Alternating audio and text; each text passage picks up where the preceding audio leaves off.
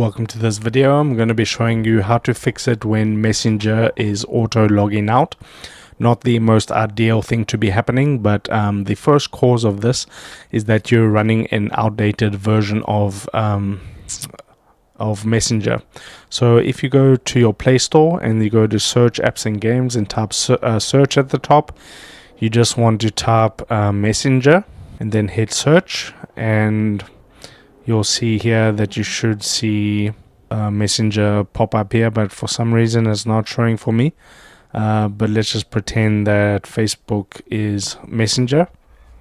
If you do have an update available, you want to make sure that you go ahead and update your Messenger application to the latest version. And then the next thing is you could be on an unstable Wi-Fi connection. So to check that, you want to swipe down on your home screen, and I suggest if you're on Wi-Fi, switching from Wi-Fi to mobile data to see if that goes ahead and fixes the problem.